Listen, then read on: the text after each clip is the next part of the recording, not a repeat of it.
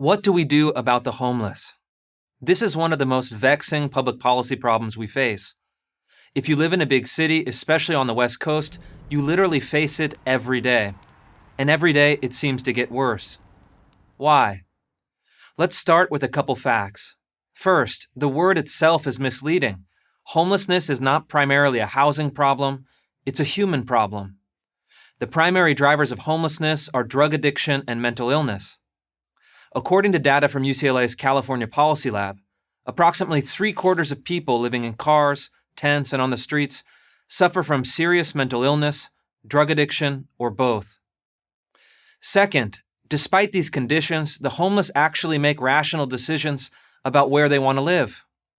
Not surprisingly, they move to the most permissive environment they can find.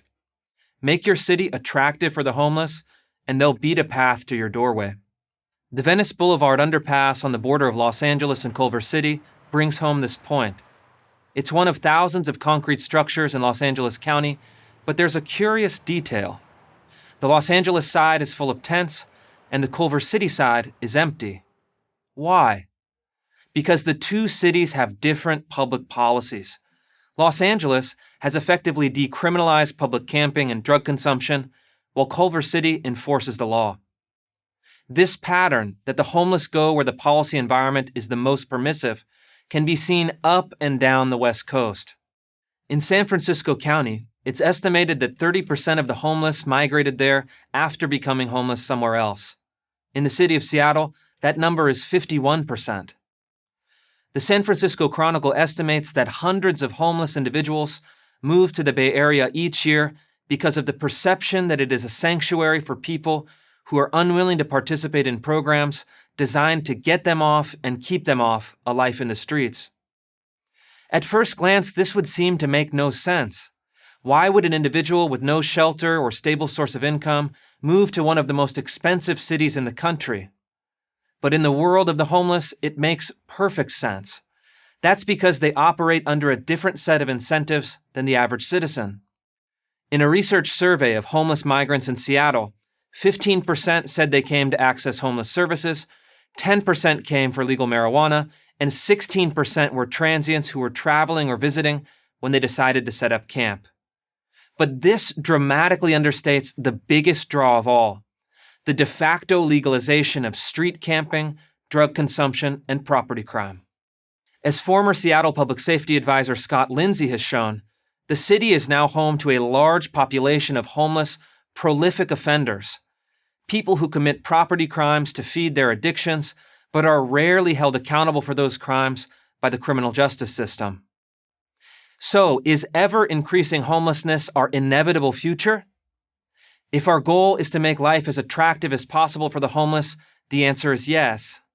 If our goal is to actually help the homeless, the answer is no.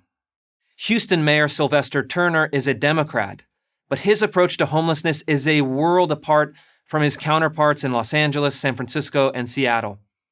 It is simply not acceptable for people to live on the streets. It is not good for them, and it is not good for the city, Turner has said. Houston's policy is a perfect example of what Turner calls a tough love approach. The city has built housing for the chronically homeless, formed a coalition of nonprofit partners, and lobbied the state government for more mental health and addiction services. At the same time, Turner has enforced a strict ban on public camping and promoted a citywide campaign to discourage citizens from giving money to panhandlers. The results are as instructive as they are stunning. Over the past 8 years, Houston has reduced its homeless population by 54%, while it has skyrocketed in West Coast cities. Different policies, different results. Where a Seattle politician opposes hosing down feces-covered sidewalks because hoses are racist, Houston fights in the courts for the right to clean up encampments. Where California progressives push for more drug injection sites and have decriminalized thefts under $950, Houston imposes consequences not only for theft, but for aggressive panhandling, window washing, and other street obstructions. As this Texas city has demonstrated, local leaders in cities of any size can meaningfully reduce homelessness through a strategy that mixes compassion with common sense enforcement.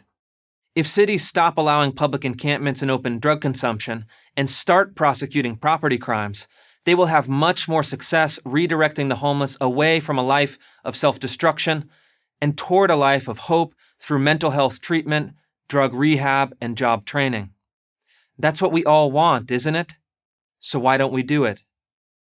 I'm Christopher Rufo, Senior Fellow at the Manhattan Institute for Prager University.